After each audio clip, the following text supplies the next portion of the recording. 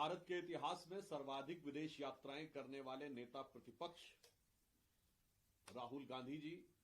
जो अपनी विदेश यात्राओं में भारत के विरुद्ध विश्वमन करने के लिए विख्यात या यूं कहें कुख्यात हो चुके हैं। मीडिया में प्राप्त जानकारी के अनुसार मलेशिया, कोलंबिया और जर्मनी के बाद अब वो वियतनाम की यात्रा पर गए हैं। यद्यपि वास्तविकता क्या है, वो तो जिस स्थान पर उनका आविर्भाव होगा या वो प्रकट होंगे तब समझ में आएगा कि वो विदेश में कहां पर गए हुए हैं। परंतु जैसा कि पूर्व में अनेक संदिग्ध भारत विरोधी व्यक्तियों और नेताओं के साथ उनकी भेंट और अनेक भारत विरोधी बयानों की तरह एक बार फिर देश को उनकी इस विदेश यात्रा में किसी न किसी भारत विरोधी व्यक्ति का मेहमान बनते हुए और भारत विरोधी बयान देते हुए देखने का निश्चित रूप से अवसर मिलेगा। मैं कांग्रेस पार्टी से पूछना चाहता हूं कि श्री राहुल गांधी जी, जिनको कांग्रेस शासित किसी राज्य के का कोई भी मुख्यमंत्री किसी विश्वविद्यालय, विद्यालय या किसी प्रबुद्ध सभा तक में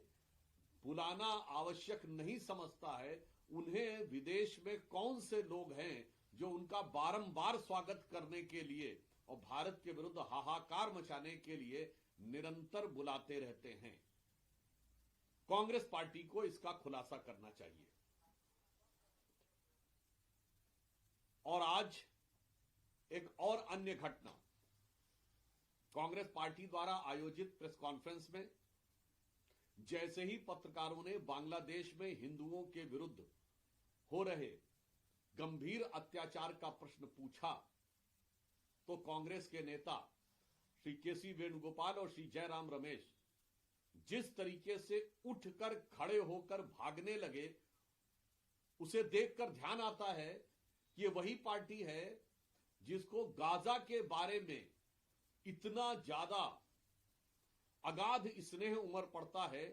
कि जैसे डायरेक्ट करंट की तरह वो चिपक जाते हैं। दो करंट होते हैं, डीसी और एसी, डायरेक्ट करंट और अल्टरनेटिंग करंट। डीसी चिपका लेती है और एसी झटका देती है। तो जिन लोगों को गाजा की बात सुनकर डीसी करंट की तरह वो चिपक जाया करते थे माइक के ऊपर, वो बांग्लादेशी हिंदुओं के अत्याचार की बात सुनकर एसी करंट की झटके की तरह उछलकर अलग हो गए। मुझे लगता है ये कांग्रेस के मन के अंदर की छुपी हुई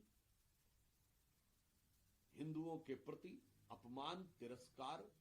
और वैमनस्य के भाव का एक बहुत दुखद प्रमाण है जो आज की प्रेस कॉन्फ्रेंस में दिखा।